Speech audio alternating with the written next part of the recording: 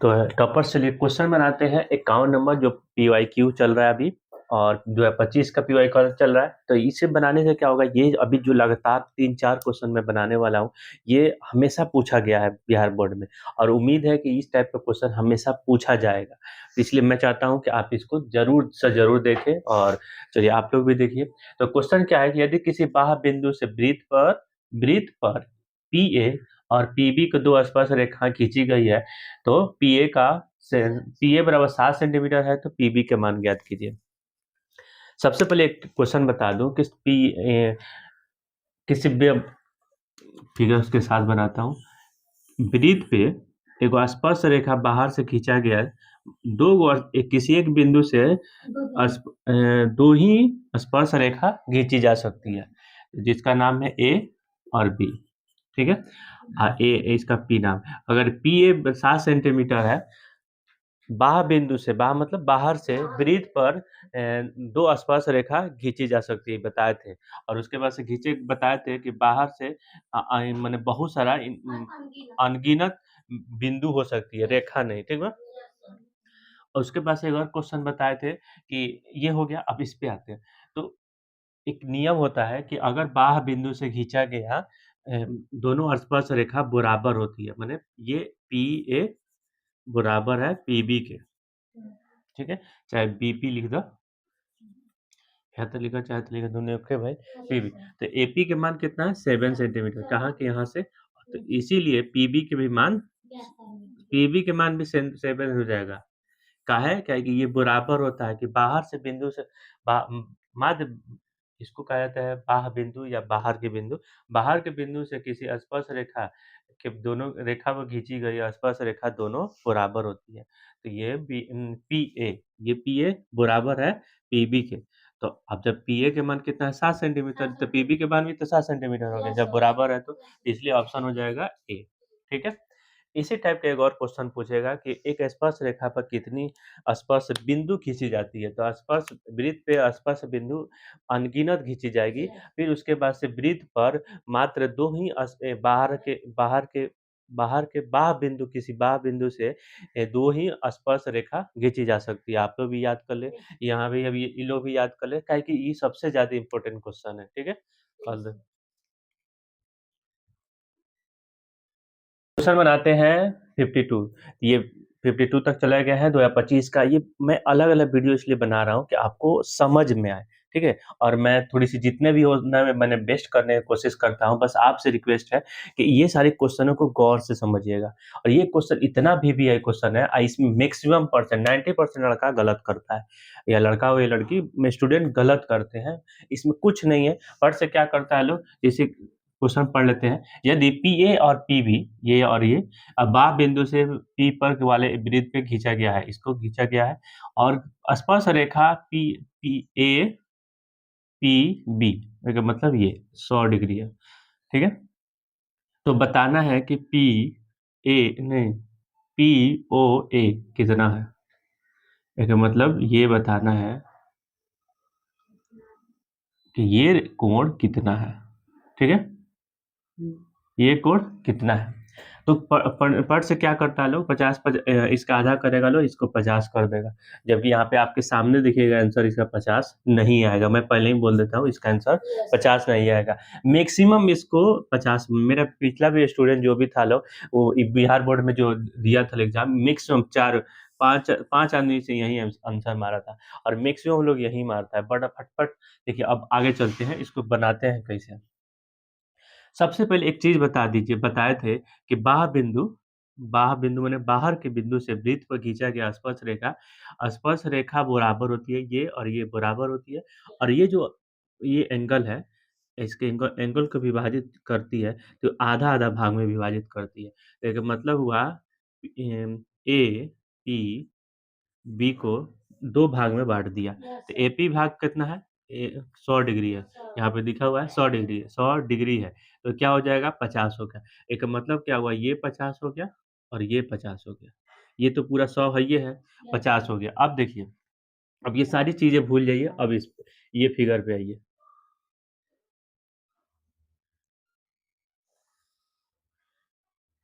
यहाँ पे ये जो बना है ये कितना है 50, ठीक है।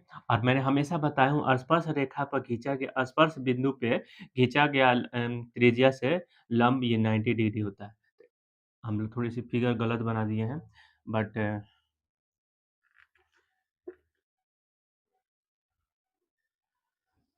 ठीक है। ये क्या होता है 90 डिग्री। अलग से इसको मान लीजिए इसको ऐसे मान लीजिए समतल मान लीजिए इसको देखिएगा तो ये 90 डिग्री हो जाएगा। फिगर हमेशा ये भी 90 डिग्री है, ये भी 90 डिग्री है। कोई भी वृत्त पे कोई किसी भी वृत्त पे खींचा गया लंब खींचा गया स्पर्श रेखा त्रिज्या से 90 डिग्री होती है। ठीक है? ये पहले से बताया गया है पिछला जो चैप्टर। तो ये 90 डिग्री हो गया। अब बताइए त्रिभुज कितना डिग्री 180 डिग्री का होता है 180 डिग्री होता है? तो कोण मान लीजिए ए, बी, सी। तो कोण ए प्लस कोण बी, कोण सी। थोड़ा बड़ा लेटर करते हैं समझने के 180 ठीक है। तो कितना है 90 90 प्लस 50 ये 50 है ये 90 है ठीक है। ये अलग-अलग लीजिए। कोण सी, सी मतलब ये यही ज्ञात करना है। कोण पी ओ ए कोण पी ओ ए ज्ञात करना है, यही कोण ज्ञात करना है। यही कोण यहाँ पे है हम लोग के लिए। तो 180 होता है। तो कोण सी बराबर 180 ठीक है। यहाँ पे आ जाते हैं 180 माइनस ये कितना हो जाएगा 140 180 माइनस 140 ठीक है। 140 में से 180 में से 40 घटाएंगे तो कितना आएगा 40 देखिए इसका यही यही एंगल यही एंगल निकाले हैं ना यहाँ पे फिगरवा उठा के यहाँ पे ये फिगरवा काट को यहाँ पे लाए हैं इसलिए समझने के लिए।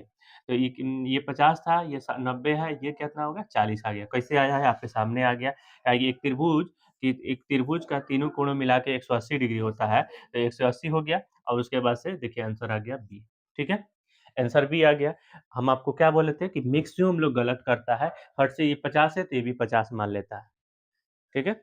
तो मैं ये कोशिश कहूँगा कि एक बार फिर से दोबारा देखिए मैं कैसे-कैसे किया हूँ। यहाँ पे अगर नहीं दिख रहा होगा आपको तो फिर थोड़ा-सा ज़ूम कर लीजिएगा, लेकिन इसको ज़रूर देखने की कोशिश करिएगा, समझने की कोशिश कीजिएगा। ये बहुत क्वेश्चन को सॉल्व करेगा।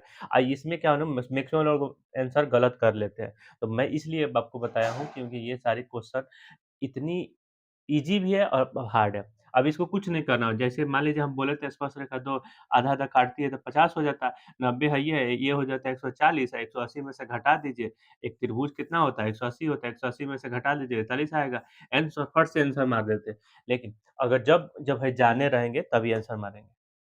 कभी-कभी डेटा चेंज कर देगा, कह देगा 120 है, तो अलग-अलग होगा। डेटा मतलब यहाँ पे एंगल तो अलग कर देगा, ठीक है? तो क्वेश्चन अब देखते हैं नेक्स्ट क्वेश्चन। तो बस 53 नंबर क्वेश्चन है, ये अच्छा क्वेश्चन है, बस इसमें थोड़ी-सी ध्यान देना की बात है। यदि जीवा AB के वृत्त के केंद्र पर 50 कोण आंतरिक कोण बनाता है, सुनिए। फिगर ये है, ठीक है? एक जीवा है, जीवा एक आकार का वृत्त के अंदर होता है, ये केंद्र है, केंद्र से 50 डिग्री कोण बनाता है, ठीक है? 50 डिग्री ये चीज़ A और B है तो खींचा गया कि स्पर्श रेखाओं के बीच के कोण बताएं। ये क्या है P, इसके बीच के कोण बताना है, यही थीटा बताना है। ये कितना है 50 है। इसको दो तरीके से हम समझाने की कोशिश करूंगा। सबसे पहले सबसे छोटी भाषा में समझने की कोशिश करते हैं। तो ये क्या है एक स्पर्श बाह बिंदु से स्पर्श रेखा खींचा गया है ठीक है। तो उसमें बताए थे कि ये रेखा बराबर होता है। तो अब आमने सामने के दोनों रेखा इसको कहा जाता है अपोजिट एंगल इंग्लिश में और हिंदी में कहा जाता है आमने सामने की कोण में ये पी है। आमने सामने के कोण क्या होता है कि दोनों का जोड़ कोण पी बराबर कोण ओ बराबर 180 डिग्री होगा ठीक है। कोण ओ कोण P तो ज्ञात करना है। कोण P के मतलब ये हुआ अगर यही APB लिखा होगा तो यही होगा ठीक है। ज्ञात करना है तो 180 माइनस कर लेंगे अगर कोण O के मान कितना है हाँ पहले दिया हुआ है आंतरिक कोण 50 डिग्री आंतरिक कोण यही तो 50 हो गया तो कितना हो गया 130 कोण P बराबर 130। स्पर्श रेखाओं को बीच के कोण ज्ञात करें। स्पर्श रेखाओं मतलब है ये स्पर्श रेखा है इसी को निररेखा कहते हैं। तो ये कोण कितना हो गया 130 आ गया, इसका मतलब आंसर हो गया। ठीक है, अब चलिए मैं दूसरी तरीका से बताने की कोशिश करता हूँ इसको। ठीक है, इसी पे चलते हैं फिगर पे। तो ये फिगर है, ठीक है, ये फिगर है मान लीजिए। अब बताइए ये कितना है? नहीं, बताए थे बिंदु जीवा हटा दीजिए। बताए थे आसपास बिंदु से सेंट्रल त्रिज्या पर खींचा गया ये कितना होता है? 90 डिग्री। ये भी कितना होता है? ये फिगर ऐसा नहीं रहेगा, ऐसे रहता है, ऐसे। ठीक है, तो 90 डिग्री, जैसे ये फिगर बनता है ये 90 डिग्री। ठीक है, तो अब बताए थे क्या करें, ये कोण हो गया इस टाइप का, मान लीजिए अच्छा सा हो गया। तो बताए थे ये आयत हो गया, आयत मतलब 4 गो कोण वाला। तो क्या होता है? 360 डिग्री होता है। ठीक, ठीक है। अब देखिए एगो दिया हुआ है 90 डिग्री, एगो दिया हुआ, अब रफ में बना रहे हैं, एगो दिया है 50, एगो दिया है 90 डिग्री और इसको निकालना है। ठीक है, तो कितना हो गया? 90 प्लस 50 प्लस 90 प्लस मान लीजिए ये पी है बराबर 360। ठीक है, 90 180, 180 आप 50 230 प्लस पी बराबर 360, कोण पी बराबर 360 माइनस 230, कोण पी बराबर 130। आ गया, बी आंसर आ गया। और भी तरीका है इसको निकालने के लिए, लेकिन ज़्यादा तरीका इसी को रखिएगा कि सामने सामने के कोण मिला के 180 डिग्री होता है, तो इसको अपोजिट एंगल इंग्लिश में कहा जाता है, हिंदी आमने सामने के कोण मिलाकर कोण मिलाकर 180 होता है, जो 50 दिया हुआ है, तो दूसरा क्या हो जाएगा? ऑफकोर्स 130 हो जाएगा, क्योंकि 130 इसलिए हो जाएगा क्योंकि ये 180 होता है, तो 180 में से 50 घटा रहे हैं तो 130 आ गया यहाँ पे। ये भी तरीका है, ये भी तरीका है, लेकिन ये मोस्ट वीवीआई क्वेश्चन टाइप का आता है। ठीक है, ये 3 क्वेश्चन जो मैं लगातार बनाया हूँ, ये हमेशा वृत्त में क्वेश्चन पूछता है, तो आपसे रिक्वेस्ट है कि इसको अच्छे से पढ़िए। हेलो टॉपर, तो ये वृत्त का क्वेश्चन अभी चल रहा है 54 नंबर पे। 54 नंबर से मतलब नहीं, वृत्त 54 नंबर से है, वृत्त अभी जो भी आ जाए उसको बना लेना है। PYQ चल रहा है 2025 का, तो इसी सिलसिला में हम लोग चलते हैं। तो क्वेश्चन क्या है? ये बहुत वीवीआई क्वेश्चन है, अब बहुत ईजी है। दो वृत्तों के त्रिज्याओं का क्षेत्रफल, दो वृत्तों के त्रिज्याओं के अनुपात 5 और 7 है, का मतलब क्या हुआ? R1 और R2 कितना है? 5/7। उसका क्षेत्रफल को अनुपात पर, क्षेत्रफल क्या होता है? पाई आर स्क्वायर। R2 लिख लिया है कि मैंने R1 पहले का दूसरा का हो गया, तो पाई पाई तो कैंसिल हो गया, R1/R2 का होल स्क्वायर। तो R1/R2 कितना है? 5/7। तो क्या हो जाएगा? 5 का स्क्वायर करेंगे 50 25, 7 का स्क्वायर करेंगे तो 49। इजी है कि नहीं? तो इसका आंसर हो गया डी। आने वाले टाइम में हमको दिखा है, अभी क्वेश्चन एक और है, सरकमफ्रेंस, जिसको परिधि कहा जाता है।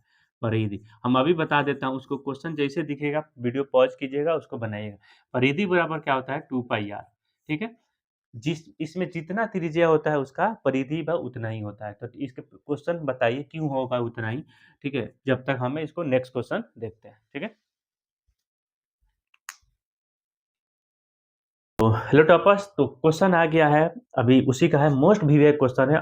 तो मैं पहले बता दूं कि जो भी फार्मूला अगर याद रहेगा तो आपको ये क्वेश्चन बनेगा, अगर फार्मूला याद नहीं है तो नहीं बनेगा। पहली बात ये है कि आप प्ले लिस्ट में जाइए, जितना भी फार्मूला वाला प्ले लिस्ट है मेरा, वहाँ पे देखिए पूरा हर चैप्टर का मैं फार्मूला दे चुका हूँ। उसको जितना जल्दी आप याद कर लीजिएगा बहुत जरूरी है। फार्मूला याद करने के सबसे बेस्ट तरीका है कि फार्मूला को हर चैप्टर के अलग अलग पेज में लिख के और अपना जहाँ पढ़ते हैं वहाँ पर रख दीजिए, रफ जैसा कॉपी पेज में, और रख रख के जब मन करे जब देखते रहिए, बार-बार देखिएगा तो याद हो जाएगा।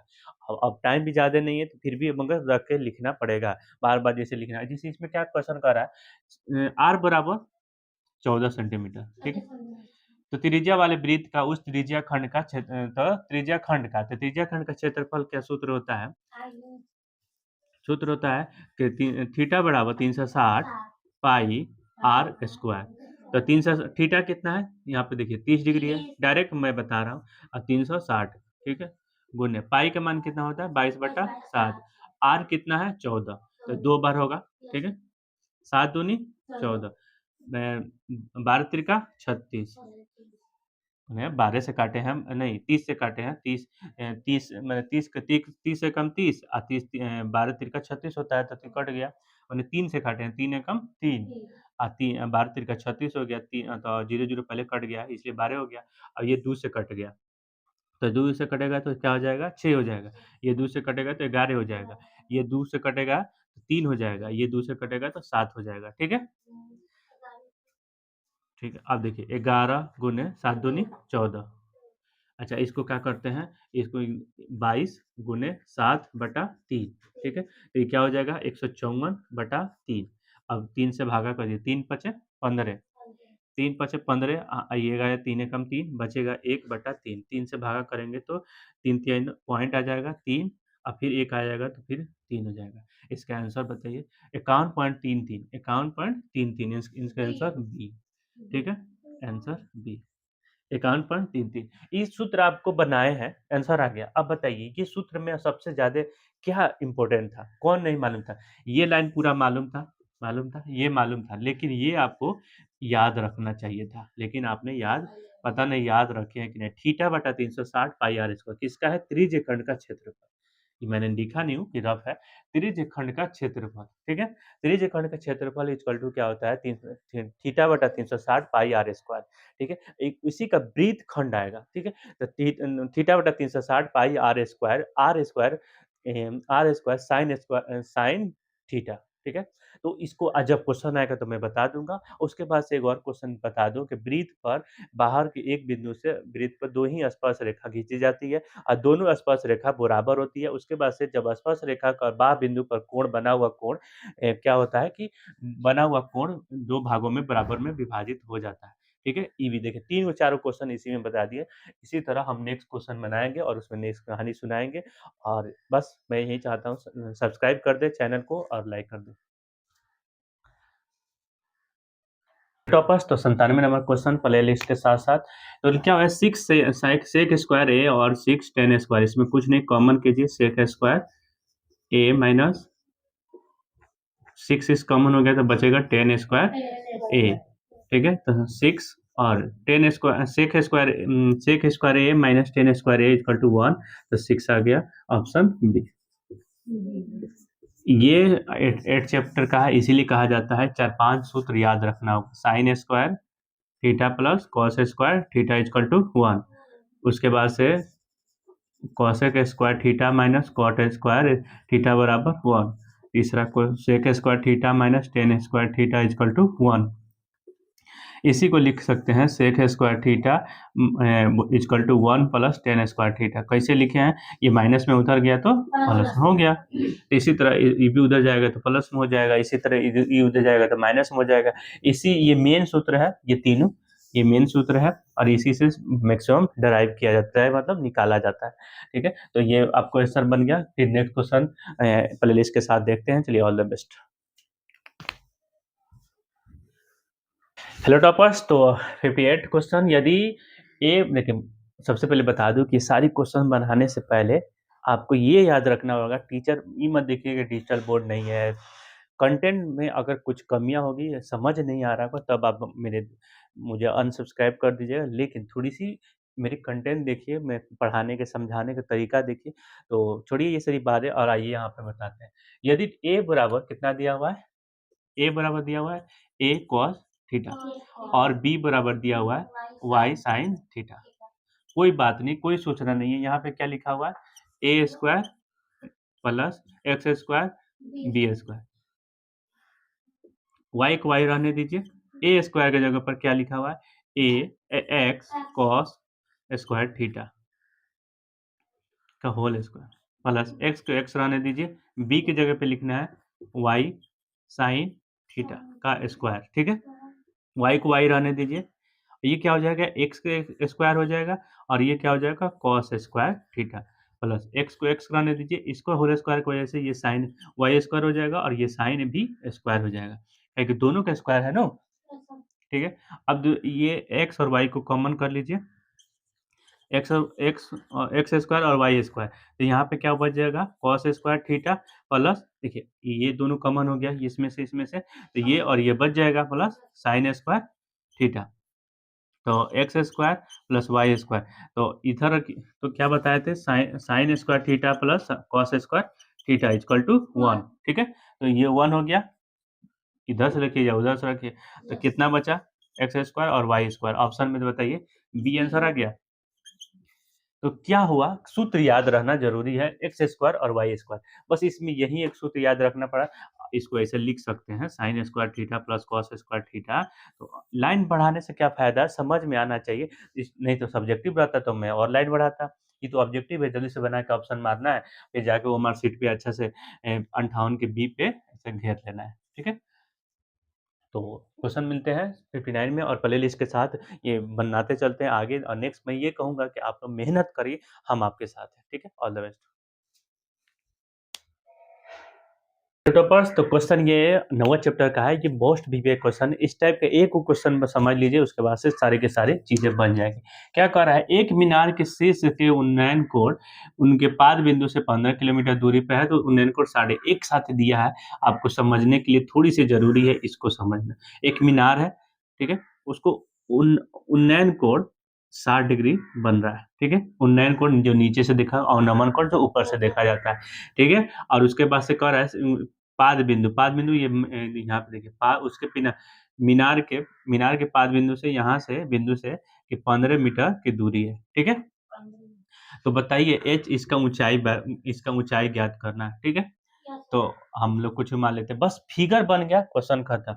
अब देखिए ये और ये यूज करना है, तो अगर टेन थीटा बराबर क्या होता है, पी बाई बी। तो पी बाई मतलब ये पी होगा, ये बी हो जाएगा। ये तो एच है, फिक्स है, क्योंकि ये 90 डिग्री है। तो एच यहाँ पे जरूरत नहीं है, तो नहीं, ये एच अलग है, ये एच अलग है। एच मतलब हाइपर, ये कर्ण है, ये की ऊंचाई है। ठीक है, अब सुनिए, तो ये दिया हुआ है, तो अब बताइए क्या होता है, टेन थीटा बराबर पी बाई बी। तो मान लीजिए पी इसका ऊंचाई को मान लेते हैं, तो कि जिसका नाम ए बी मान लेते हैं, ए बी बटा, अरे वो छोड़िए, ज्यादा झंझट नहीं, एच हो गया। अब बी के मान कितना है, 15 है, और टेन थीटा कितना है, 60 डिग्री। ये थीटा कितना है, 60 है। तो टेन 60 डिग्री का मान कितना होता है, √3।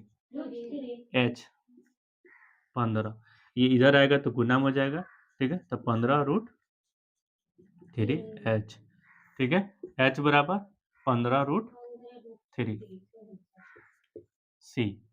ठीक है, ये क्वेश्चन बनाने टाइम आपके दिमाग में क्या चल रहा था, ये जरूरी चीज है कि ये उन्नयन कोण और अवनमन कोण, ये याद रहना पड़ेगा कि नीचे से देखा गया वो उन्नयन कोण, ऊपर से जब नीचे देखा गया तो अवनमन कोण। और उसके बाद से इसमें थोड़ी सी कंफ्यूजन क्रिएट किया गया, एक मीनार के शीर्ष के अवनमन कोण, देखिए यहाँ पे है 60 डिग्री, तथा उसके पाद बिंदु, तो एक शीर्ष, एक मीनार के शीर्ष के, एक यहाँ से यहाँ तक के, शीर्ष ही मतलब ऊंचा, ऊंचाई ऊपर।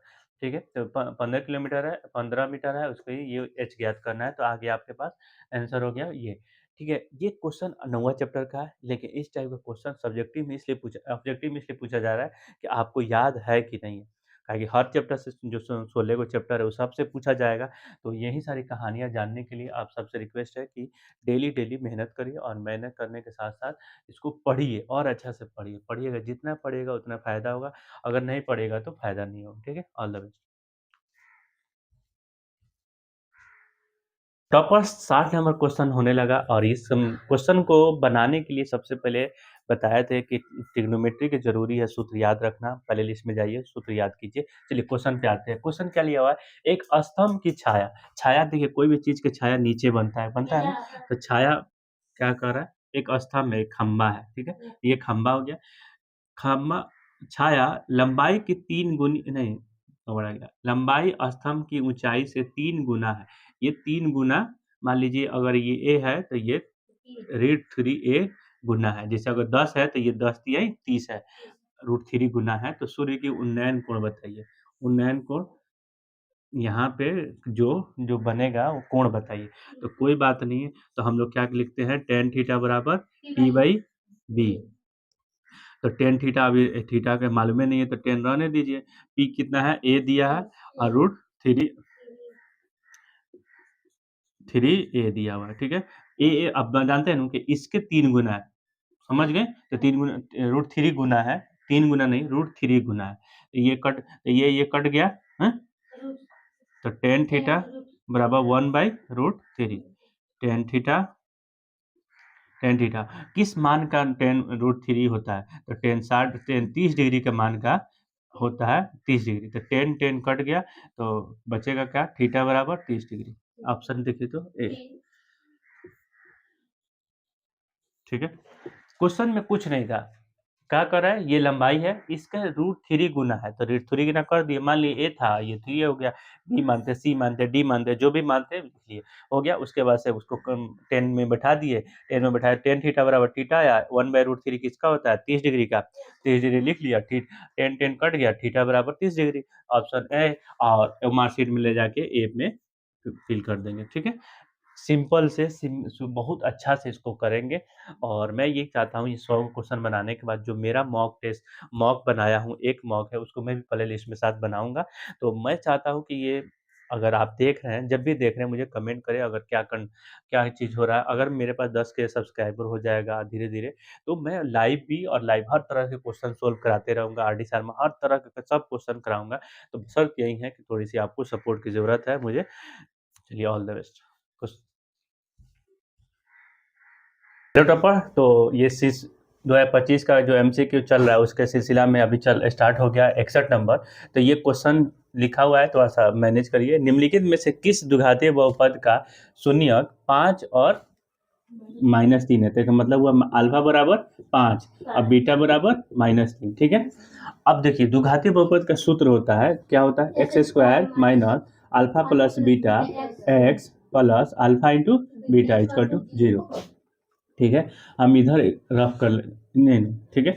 अब बताइए, अल्फा प्लस बीटा भी चाहिए, अल्फा अल्फा इंटू बीटा भी चाहिए, तो अल्फा प्लस बीटा, तो अल्फा प्लस बीटा क्या होता है, -b, नहीं नहीं, ये ठीक है, अल्फा प्लस -b होता है, लेकिन अभी हम लोग को ये थोड़ी दिया हुआ है, यहाँ पे दिया अल्फा और बीटा दिया हुआ है, तो अल्फा प्लस बीटा बराबर क्या हो जाएगा, 5 प्लस -3, तो क्या हो जाएगा, 2 हो जाएगा, क्या घट जाएगा। फिर अल्फा इंटू बीटा बराबर क्या हो जाएगा, -5, माइनस कैसे, 5 और -3, मैंने अल्फा जगह पर 5 है और बीटा की जगह पर -3 है। ठीक है, तो बांध दिया 15, -15। ठीक है, अब देखिए, x² minus alpha plus beta बराबर कितना है, 2, तो 2x हो जाएगा, प्लस अल्फा इंटू बीटा बराबर क्या है, -15, अल्फा स्क्वायर ना, a² minus 2x -15 equal to 0। Option बताइए, ऑप्शन यहाँ पे बी। ठीक है, तो ये क्वेश्चन बनाने से पहले क्या चीज याद रहना चाहिए, अल्फा प्लस द्विघातीय बहुपद का 3-4 सूत्र मैं बता रहा हूँ। अल्फा प्लस बीटा बराबर -b/a, अल्फा प्लस बीटा बराबर c/a। अब द्विघातीय बहुपद का सूत्र क्या होता है, x² minus alpha plus beta x alpha into beta, plus में बीच में प्लस, जैसे alpha x² minus alpha plus beta x plus alpha into beta. ये द्विघातीय बहुपद का याद होना 100% लाजमी है। अगर ये याद नहीं है तो द्विघातीय बहुपद का कोई क्वेश्चन नहीं बनेगा। All the best. 62 नंबर 100 के करीब आ चुके हैं। यदि बहुपद px बराबर इतना का शून्यक a और b है, तो 4 बटा, ये क्या है, अल्फा, ठीक है, अल्फा और बीटा हो तो 4/9 अल्फा का मान ज्ञात कीजिए। तो क्या होता है, जैसे ये इक्वेशन है, x² minus 9x plus 8 equal to 0। देखिए, द्विघातीय बहुपद में मैंने इससे पहले वाला क्वेश्चन बताया था कि alpha plus beta equal to -b/a, alpha into beta बराबर c/a। द्विघातीय बहुपद का सूत्र क्या होता है, x² minus alpha plus beta x plus alpha plus beta, alpha into beta equal to 0। ये जरूर याद रखिएगा, इससे पहले वाला में सूत्र याद आपको होना चाहिए। तो ये हो गया। चलिए, क्वेश्चन बताते हैं कि अब ये दिया हुआ था। सबसे पहले क्या है, अल्फा प्लस बीटा ज्ञात कीजिए। अल्फा प्लस बीटा क्या सूत्र होता है, -b/a। ठीक है, -b/a, तो -b के -b, अगर माइनस रख लीजिए। अब b कितना है, 9, -9 है। a कितना है, यहाँ पे 1 है, तो ये 1 मैंने लिखना नहीं चाहिए, लिख दिए हैं, -9 हो गया। ठीक है, अब देखिए क्या क्या निकालना है मान, 4/9 अल्फा प्लस बीटा बराबर, अल्फा 4/9 लिखा गया, अल्फा प्लस बीटा का मान कितना आया है, 9, तो 9 कैंसिल हो गया, 4। ऑप्शन में आइए, ऑप्शन क्या है, 9, बी। बी कैसे हो गया, बी तो 9 है, 4, सी हो जाएगा, आंसर हो गया सी। देखिए, ये सूत्र मैं आपको हमेशा बोलता हूँ, कोई भी क्वेश्चन हो बगैर सूत्र के नहीं बनेगा। ये क्वेश्चन में आपको क्या लगा है, देखिए, अल्फा प्लस बीटा लगा, ये सूत्र है, अल्फा प्लस बीटा बराबर -b/a, इसमें और सूत्र नहीं लगा, लेकिन हर चीज सूत्र में लगना ही है। अल्फा a² पर -b, alpha plus beta x पर प्लस अल्फा इंटू बीटा, जो द्विघातीय बहुपद का सूत्र होता है। फिर यही सारी सूत्र है, बस देखिए, आपको मान लीजिए ये प्रोसेस याद हो जाए, बट यही याद ना रहता, आगे बढ़ ही नहीं सकते हैं। ठीक है, इसलिए इस सारे बातों को ध्यान रखिएगा, जितना फार्मूला है उसको जरूर याद करिएगा। ठीक है, चलिए क्वेश्चन नंबर बनाते हैं 63। तो पी एक्स बराबर एक्स के पावर 4 है और एक्स के पावर 4 माइनस 5x-6 को इसको इसे भाग देने पर भागफल का जो घात कितना होगा। ठीक है, तो ये बताइए क्या है, x के पावर 2 है और -2 है। हमको ये x के पावर 4 काटना है, तो यहाँ पे 2 है, अगर x के पावर 2 और कर देंगे तो 2 2 4 हो जाएगा, तो एक मतलब हुआ x के पावर 2, तो 2 2 x के पावर 4। ये लाइन कट गया। इसके बाद आगे आखिर में हमेशा पावर अब ज्यादा वाला नहीं आएगा। ठीक है, अब खाली 4 आएगा या 5 आएगा, माने x3 आएगा, x2 आएगा, x4 आएगा, लेकिन x2 कभी भी नहीं आएगा। तो इसलिए इसका घात, तो यही सबसे हाईएस्ट वाला घात हो गया। तो इसका घात कितना है, 2, तो इसलिए इसका आंसर हो गया 2। एक बात बताना था कि अगर जैसे मान लीजिए x के पावर 6 है प्लस x के मैंने इधर कुछ भी है और यहाँ भाग दिया जा रहा है x के पावर 3 से, तो यहाँ पे ठीक है x के पावर भाग दिया जा रहा है 3 से, तो यहाँ पे क्या होगा, x के पावर 3। ये सबसे ज्यादा हाईएस्ट पावर है। क्या कह रहा है, भागफल का, यहाँ याद रखिएगा भागफल का। अगर कहा जाता है इसका भाज्य का तो ये 6 होता, लेकिन यहाँ पे 3। तो ये क्यों हुआ, उसी तरह 4 है, 8 है, x के पावर 8 है और भाग दिया जा रहा है 2 से, x के पावर 2 से, तो यहाँ पे कुछ है, तो इसका पावर कितना होगा, तो 4 गुना करेंगे तो 6, x के पावर 6 जुड़ता है, यहाँ पे पावर जुड़ता है, गुना नहीं होता है। जैसे x के पावर 2 गुने x के पावर 6 है, तो x के पावर 2 प्लस 6 हो जाएगा, तो मतलब 2 के पावर x के पावर 8 हो जाएगा। ठीक है, जब गुना होता है तो पावर जुड़ जाता है, तो यहाँ पे क्या हो जाएगा, 6 हो जाएगा। ये सभी सिखा दिए, ये क्वेश्चन नहीं पूछेगा आपको बोर्ड में, क्योंकि अभी सिलेबस चेंज हो चुकी है, लेकिन नंबरिंग के वजह से मैंने बता दिया हूँ। ठीक है, ऑल द बेस्ट। फर्स्ट तो चलिए स्टार्ट करते हैं 64 नंबर। तो क्या है, 2x माइनस 3x और एक 3x plus 1 plus 2 equal to कितने हल होंगे। तो याद बता दूं कि a1 बटा a2, b1 बटा b2, c1 बटा c2। अगर ये कंडीशन होगा तो क्या होगा, एक दूसरे के संरेखी होगा, फिगर भी बना देते हैं। उसके बाद से अनेक हल होगा, अनेक हल। यहाँ पूछ रहा है कितने हल होंगे। ठीक है, तो इस कंडीशन में अनेक हल होगा। ठीक है, दूसरा कंडीशन, ये पहला है, दूसरा कंडीशन a1 बटा a2 बराबर है b1 बटा b2 बराबर नहीं है c1 बटा c2। इसमें क्या होगा, कोई हल नहीं होगा, कोई हल नहीं। इसके इसके रीजन क्या होगा, फिगर क्या होगा, समानांतर हो जाए। अब देखिए तीसरा, क्या कि दूसरे एक दूसरे का नहीं टकराएगा, तो हल जब टकराएगा तब एक्स वाई, इसमें देखिए यहाँ पे यहाँ पे यहाँ पे हर जगह टकराता है, इसलिए। अब एक और कंडीशन होता है, a1 बटा a2 बराबर नहीं है b1 बटा b2 बराबर नहीं है c1 बटा c2 का। तो इसमें सिर्फ एक हल होगा, केवल एक हल, चाहे एक हल लिखिए, एक हल। और इसका फिगर बनता है ऐसे, प्रतिच्छेद करती है। तो चलिए अब ये हो गया, नहीं हुआ होगा समझ लीजिएगा, इससे पहले मैं बता दिया हूँ। चलिए, तो इसको ये है, तो 2x minus 3y plus 1 equal to 0, तो इसके a है, ये b है, ये c है। उसी तरह 3x plus y plus 2 equal to 0, तो ये क्या है, a है, ये क्या है, b है, ये क्या है, c है। ठीक है, तो a1, ये a2 मान लीजिए, ये a1 मान लीजिए, a1 बराबर a2, तो a1 कितना है, 2 है, और a2 कितना है, 3 है, तो 2 बटा 3।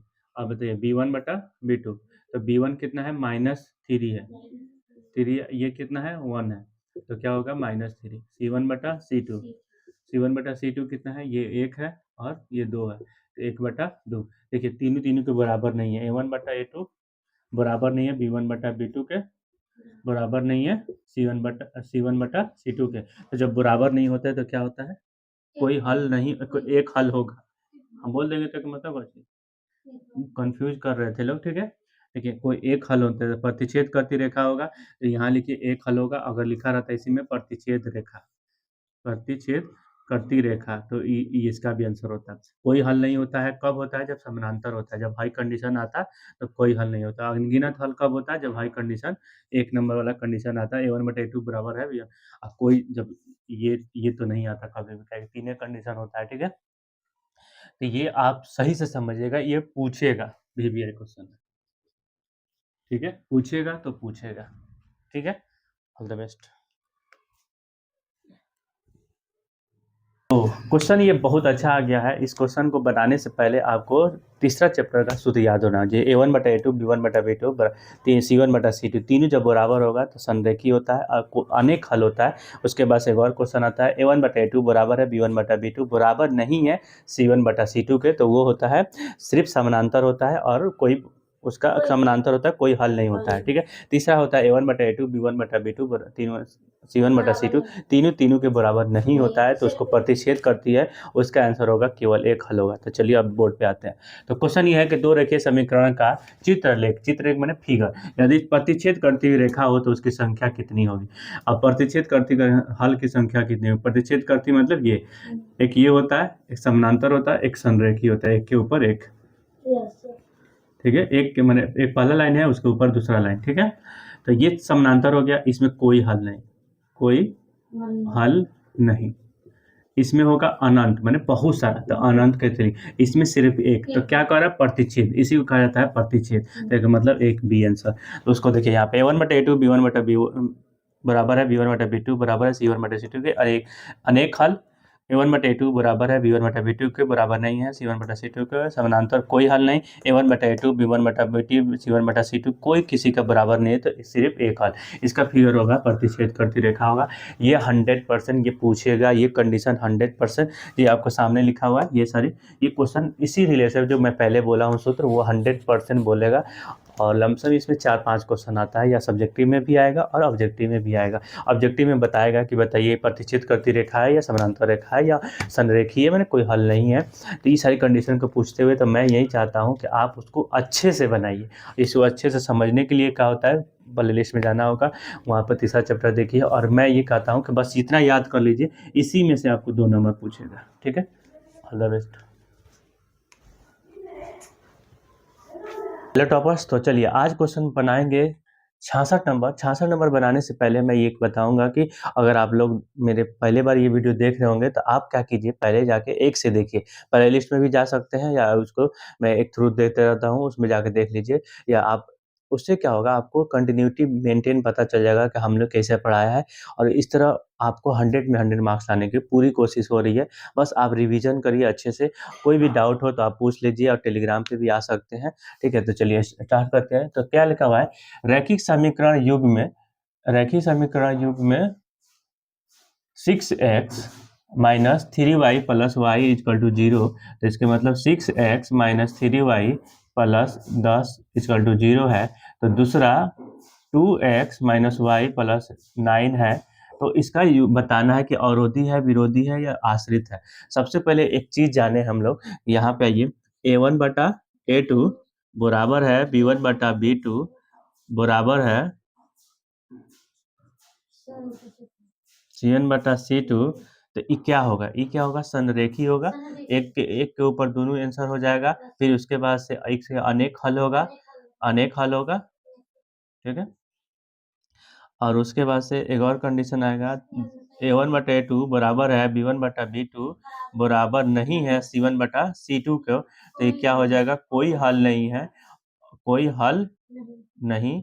और इसका उसके बाद से कोई हल नहीं, और उसके बाद से इसका समानांतर होगा, ठीक है? और इसको यही आंसर विरोधी होगा, ठीक है? ऐसे ही कहा जाता है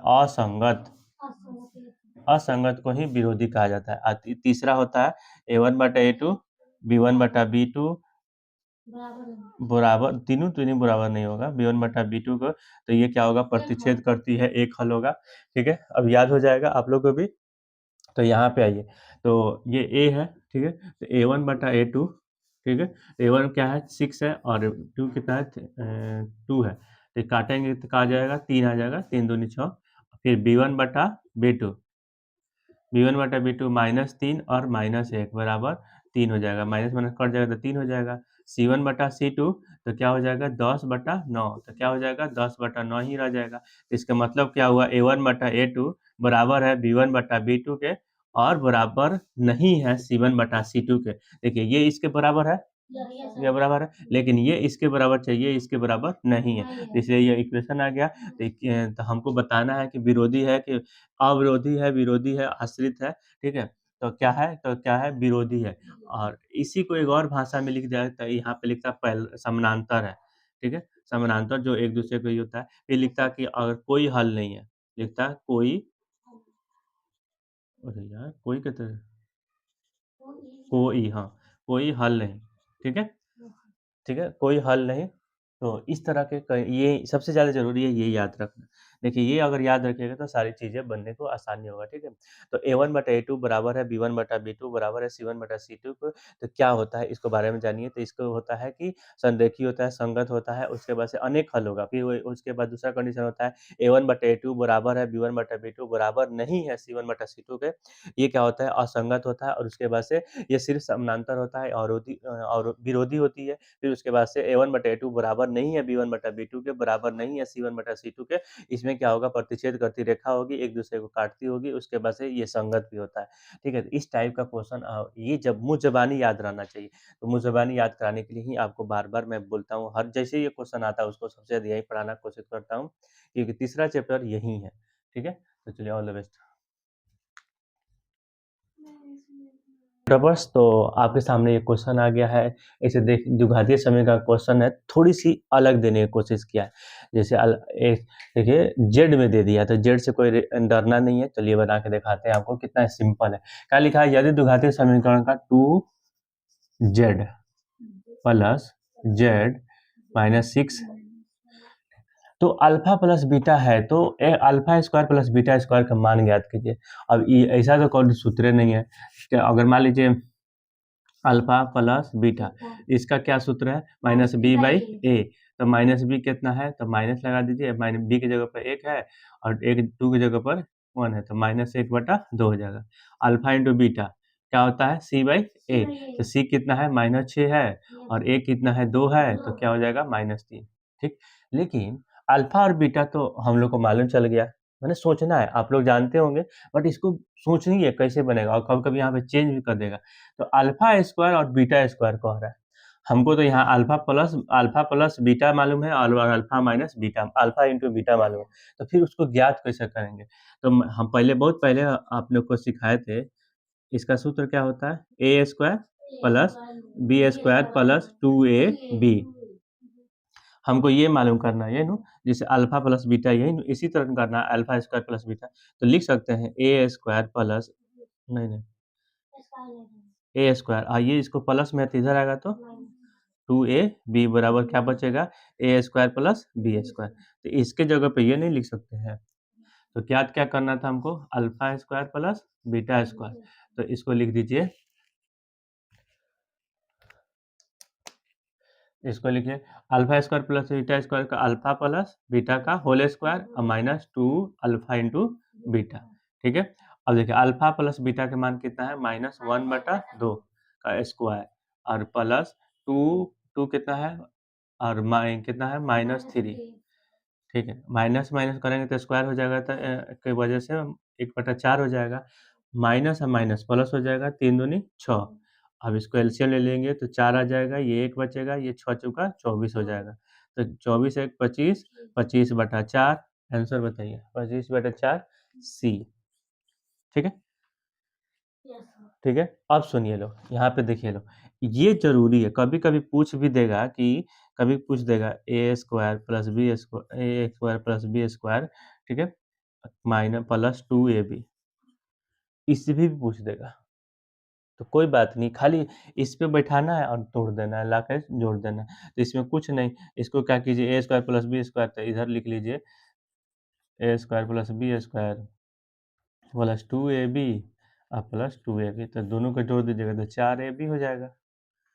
ठीक है, इसका सूत्र तो ये होता है ना यहाँ तक, तो इसको और या फिर जोड़ देंगे तो 4ab हो जाएगा, और ये वाला लिख लेंगे। तो देखिए क्वेश्चन ये है कि इसलिए कहा जाता है मैथ को समझिए, रटिए मत। मैथ को अगर रट के पढ़िएगा तो फिर मैं तो कहता हूँ कि नहीं नंबर आएगा। आज आ सकता है, बाद में नहीं आएगा।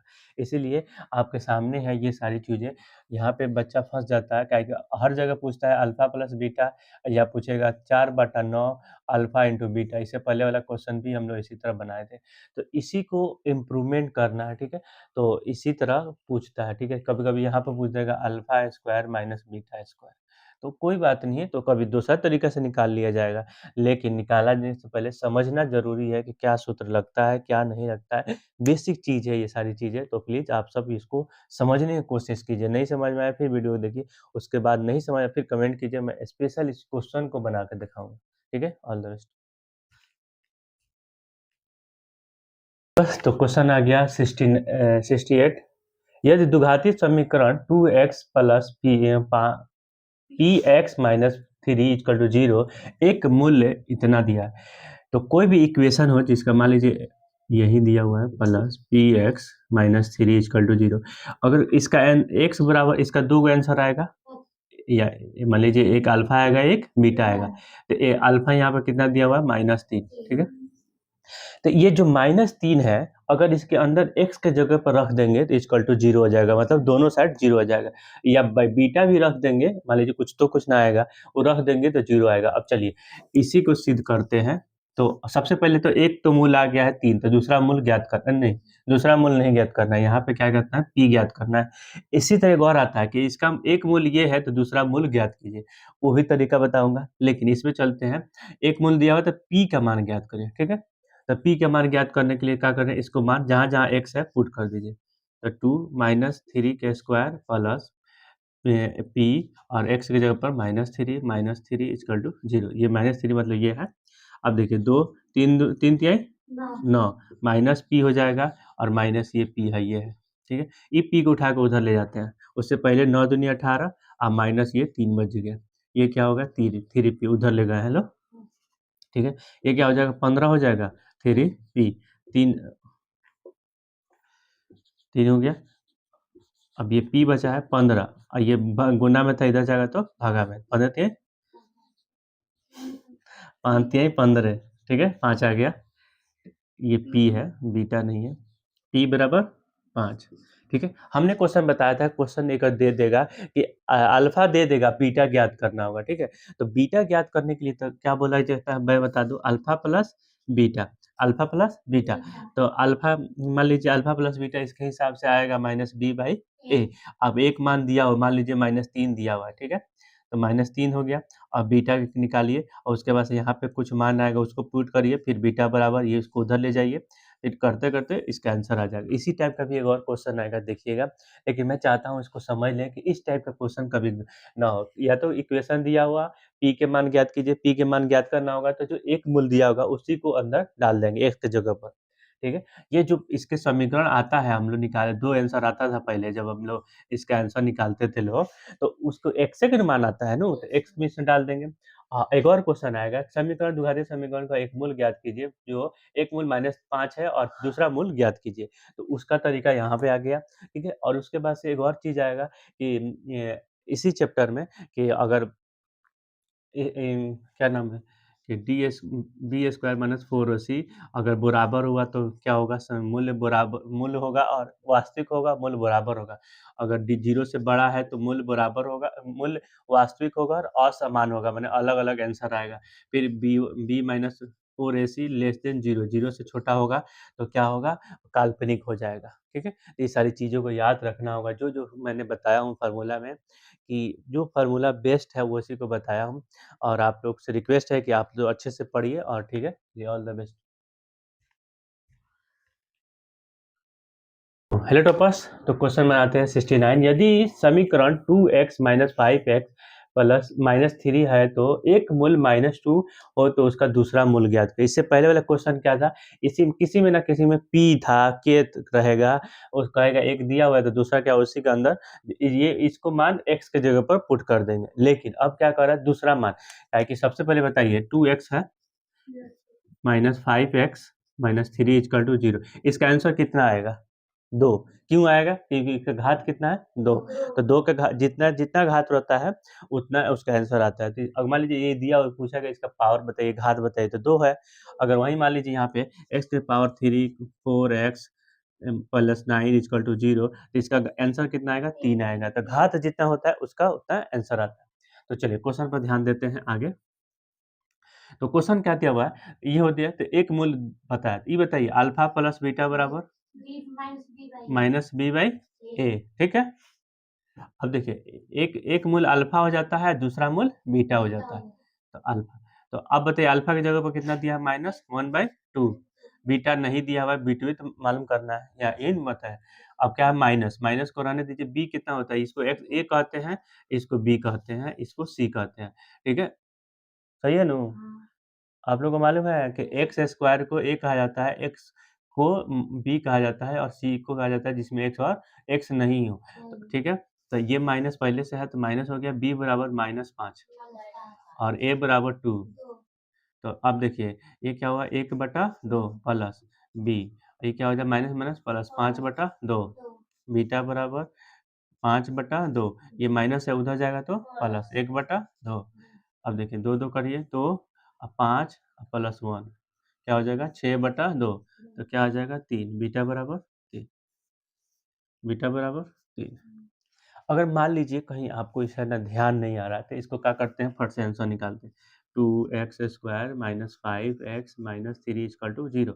अब इसको तोड़ते हैं, इसको क्या करना? जोड़ना रहता था गुना AC को, तो 3 दूनी 6, ऐसा जोड़िए कि 5 आ जाए। तो क्या करते हैं कि 5 3 और -2, तो क्या हो जाएगा? 2x minus 2x minus 3x minus 3, ठीक है। थोड़ी सी और कन्फ्यूजन, 3 दूनी 6 हो जाएगा, ठीक है। तो क्या करते हैं? ये वाला आंसर नहीं होगा, क्या है कि यहाँ पे अगर मान लीजिए अगर अगर ये थ्री दे देते तो 3 दूनी 6 हो जाता, माइनस माइनस प्लस हो जाता, इसलिए ये आंसर नहीं होगा। अब इसको अगर तोड़ा जाएगा किसे? 6 प्लस 1, 6 एकम 6, अब माइनस 6 रुपया और 1 रुपया जोड़ देंगे तो क्या हो जाए? -1, 5 रुपया बचेगा, -5 रुपया। 2x² minus 6x minus plus x, तो एक्स लिखा जाता है माइनस, इसी को जब गुना भागा करेंगे तो एक आंसर आएगा, अल्फा बराबर आएगा 1/2 और बीटा बराबर आएगा 3। 100% वादा के साथ आप लोग देख लीजिएगा, आंसर नहीं आएगा तो बताइएगा, ठीक है। और आपको हमेशा KVS 100% लाने के लिए मार्क्स रहेगा, 100 में 100 मेरा आया होता है 99, आपका लाना है 100 में 100, ठीक है। तो चलिए इसको अच्छे से आगे बना लीजिए, क्वेश्चन जरूर पूछेगा। x² और एक मान दिया हुआ, दूसरा मान ज्ञात करना है, या एक इसमें p दिया होगा, इसका मान दूसरा p का मान ज्ञात करना होगा। इस टाइप का क्वेश्चन हमेशा पूछता है, ठीक है। All the best.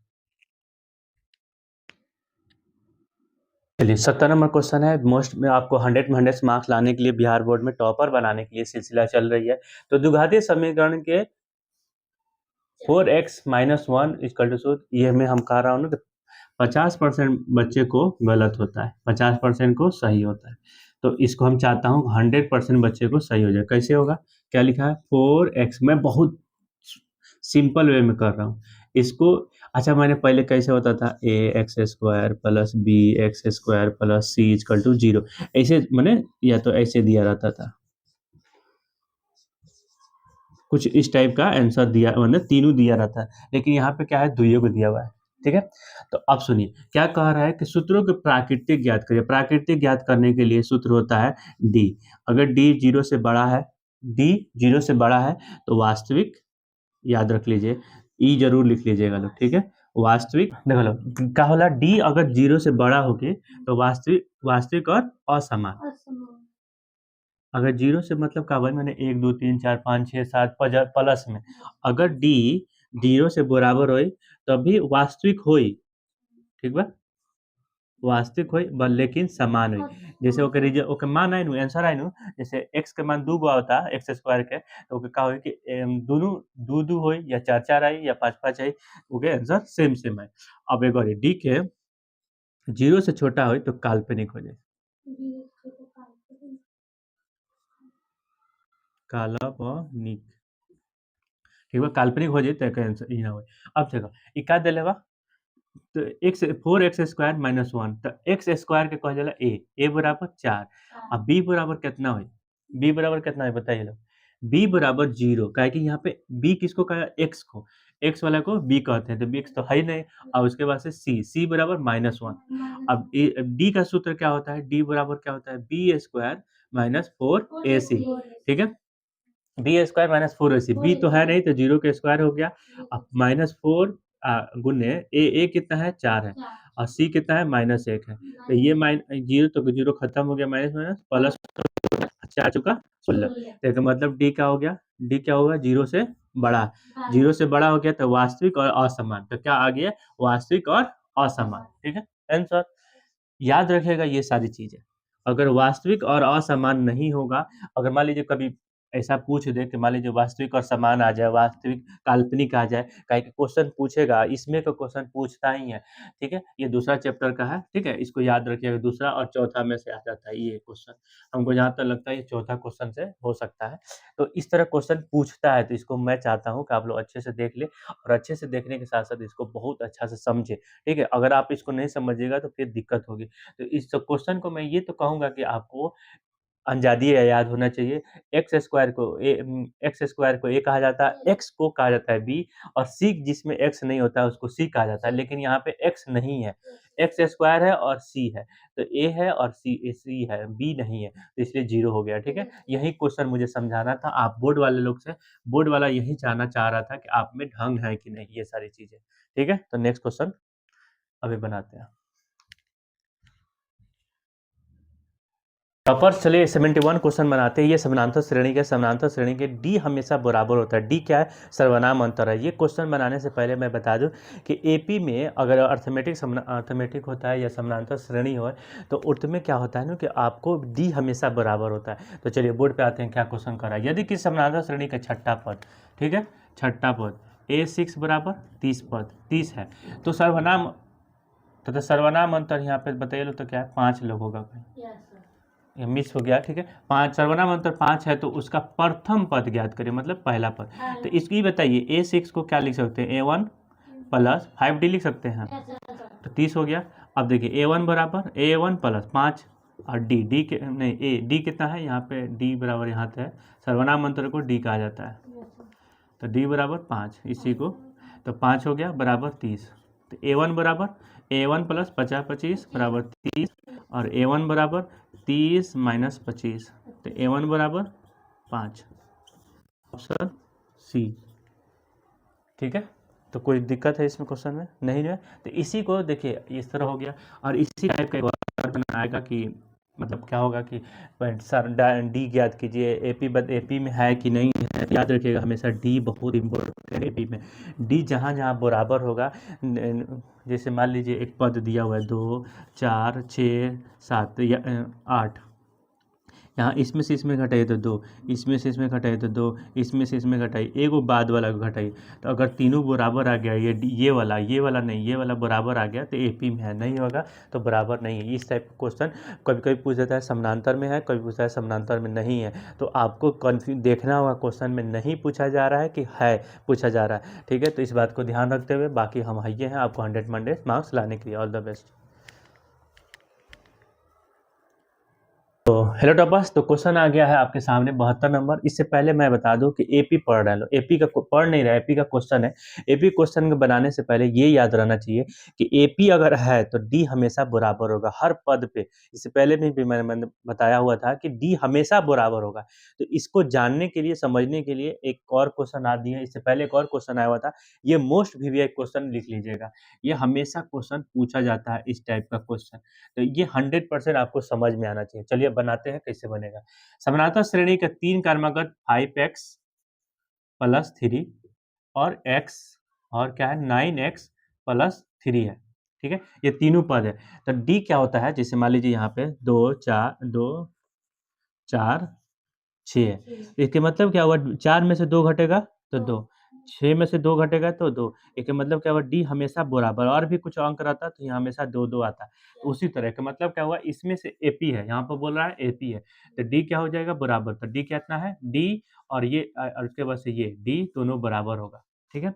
तो इसमें से ये घटाने पर तो x माइनस 5x प्लस 3, उसके बाद से ये ये 8x है, ठीक है, 8x रखिए, ठीक है। अब इसमें से ये घटाने पर तो क्या होगा 9x माइनस प्लस है अब माइनस 8x, इसको देखिए 8x अंदर करने पर 5x हो जाएगा, ये प्लस माइनस माइनस हो जाएगा, ये 8x में से 9x में से 8x घटेगा तो 9 में से एक घट जाएगा तो एक x बचेगा प्लस 3, इसमें से घटेगा तो 3x minus 3 x plus 3, x को उठा के लाते हैं इधर, 3x माइनस ये x है तो इधर आएगा तो माइनस x हो जाएगा 3, ई माइनस में है उधर ले जाएंगे तो प्लस, ठीक है।